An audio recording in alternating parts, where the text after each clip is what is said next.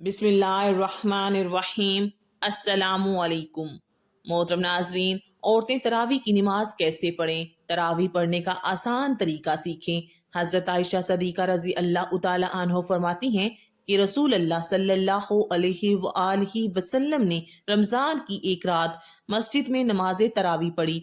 लोगों ने आप सल्लल्लाहु अलैहि वआलिहि वसल्लम के साथ नमाज पढ़ी। फिर दूसरी रात की नमाज में शुरका ज्यादा हो गए।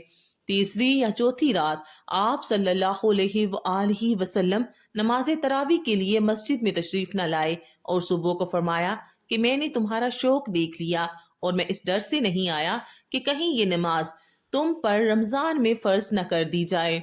चूंकि रसूल अल्लाह सल्लल्लाहु अलैहि वसल्लम ने खुद अपने खुलफाए राशिदीन की सुन्नत पर अमल करने का ताकीदी हुक्म दिया है, लिहाजा उनका किया हुआ अमल भी खुद रसूल अल्लाह सल्लल्लाहु अलैहि वसल्लम की सुन्नत की मानिद है और उनकी अतात भी रसूल अल्लाह सल्लल्लाहु अलैहि वसल्लम की ही अतात है। लिहाजा जब हज़रत उमर रज़ी अल्लाह ताला अन्हो, जो खुद खलीफा राशिद अशरा मुबश्शिरा में से एक और बहुत बड़े फिजाइल के हामिल हैं, ने जलीलुल कद्र फुक़हा सहाबा कराम रज़ी अल्लाह ताला अन्हो की मौजूदगी में रमज़ानुल मुबारक में बाजमात तरावी का एहतमाम करवाया तो सब ने उसकी तहसीन की, किसी एक ने भी नकीर नहीं की। इसलिए तरावी की नमाज सुन्नत मोकदा है।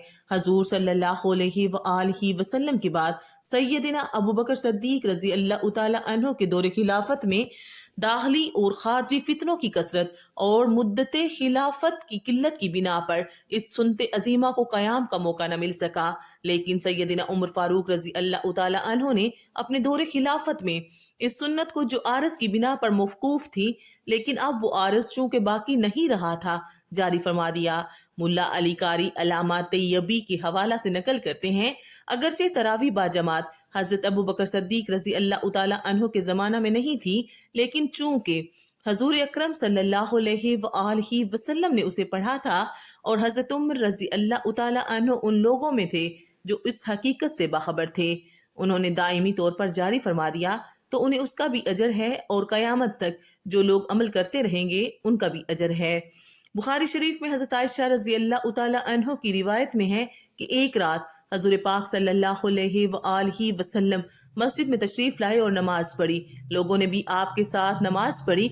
उन नमाजियों ने सुबह होने पर दूसरे लोगों को भी बताया तो दूसरी रात मजमा बहुत बढ़ गया और आपके साथ लोगों ने नमाज अदा की।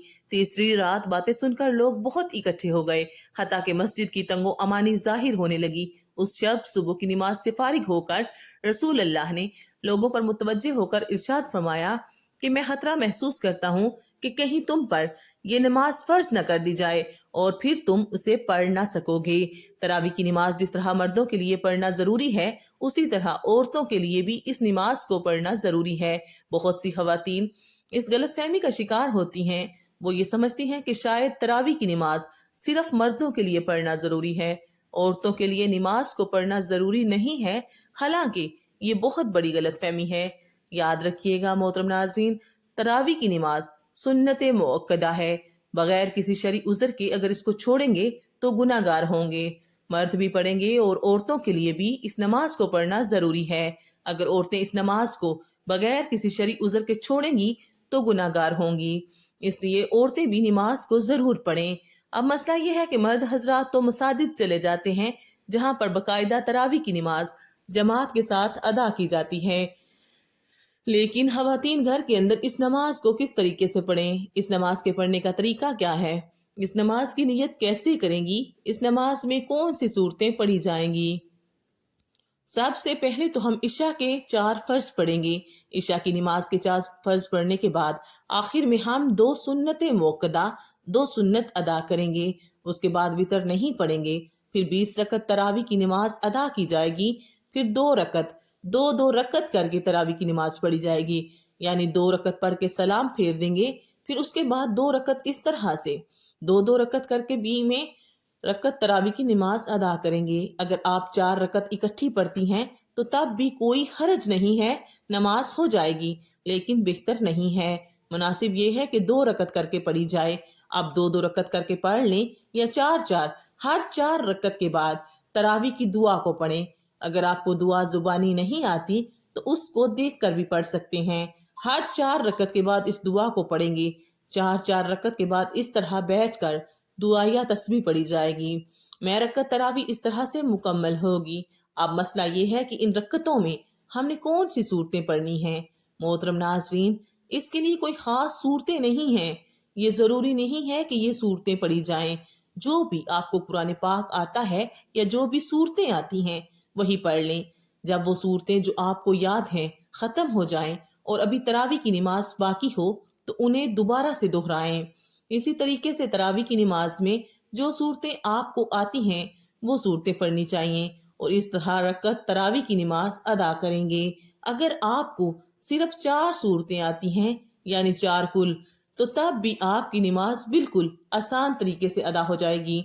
यानी 2 रकतों में आपने 2 कुल पढ़ लिए, उसके बाद फिर 2 रकतों में 2 कुल पढ़ लिए। इस तरीके से 4 रकत भी हो जाएगी, 4 कुल भी खत्म हो जाएंगे। फिर दोबारा से उनको दोहरा लें, लेकिन तरतीब का खास ख्याल रखना है कि पहले वाली बाद में नहीं पढ़नी और बाद वाली पहले नहीं पढ़नी। इस तरीके से नहीं करना। पहले कुल को पहली रकत में पढ़ लें, दूसरे कुल को दूसरी रकत में पढ़ें। ये तो था तरावी की नमाज अदा करने का तरीका। अब उसकी नीयत कैसे करेंगे? नीयत कहते हैं दिल के पुख्ता इरादे को। जुबान से नीयत करना कोई ज़रूरी नहीं है, कोई लाजिम नहीं है। आप खड़ी हुई हैं, आपने दिल के अंदर इरादा किया है कि मैं 2 रकत तरावी की नमाज पढ़ती हूँ, बस यही नीयत होगी। इसके अलावा जुबान से नीयत करना कोई ज़रूरी नहीं है, लेकिन उल्मा बयान फरमाते हैं कि जुबान से नीयत करना मुस्तहब है। अगर आप जुबान से नीयत करें तो इस तरह भी कर सकते हैं कि मैं नीयत करती हूँ 2 रकत नमाज तरावी वास्ते अल्लाह तबारिक व ताला मुँह मेरा खाना काबा शरीफ की तरफ, अल्लाहु अकबर। ये तरीका है नीयत करने का जुबान से, लेकिन कोई ज़रूरी नहीं है। रकत ख़त्म होने के बाद फिर दुआ पढ़ेंगे। दुआ करने के बाद फिर वितर की नमाज पढ़ी जाएगी, क्योंकि हमने पहले वितर की नमाज नहीं पढ़ी। फिर चाहे तो आप नफल भी पढ़ सकते हैं, चाहे तो ना पढ़ें, वो आपकी मर्जी है। वितर पढ़ने के बाद आपकी नमाज ख़त्म हो जाएगी। ये नमाज तरावी अदा करने का तरीका है। औरतों के लिए बेहतर यही है कि वो तन्हा तरावी की नमाज पढ़ लें। अगर घर में जमात हो रही है तो जमात में भी शरीक हो सकती हैं, लेकिन औरतों का इमामत करना दुरुस्त नहीं है। औरतों की इमामत की कई सूरतें हैं, कई हाफिज़े खातून हैं, वो अपने घर के मर्दों औरत की इमामत करे, ये नाजायज़ है, इसलिए कि औरतें मर्दों की इमामत नहीं कर सकती हैं। हैरुल करून में इसकी कोई मिसाल नहीं है। हजरात सहाबियात में बाज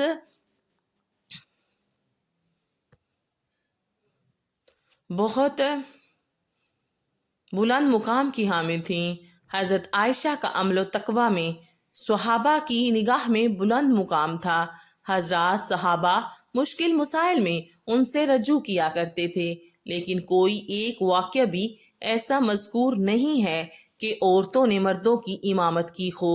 हदीस में है कि आप सल्लल्लाहु अलैहि वसल्लम ने फरमाया, औरतों को पीछे रखो जैसे अल्लाह ने उनको पीछे रखा है। हदीस से मालूम होता है कि औरतों को मर्दों के पीछे खड़ा होना चाहिए, और अगर औरत को मर्दों का इमाम बना दिया जाए तो औरत का मर्दों के आगे खड़े होना लाजिम हो जाएगा।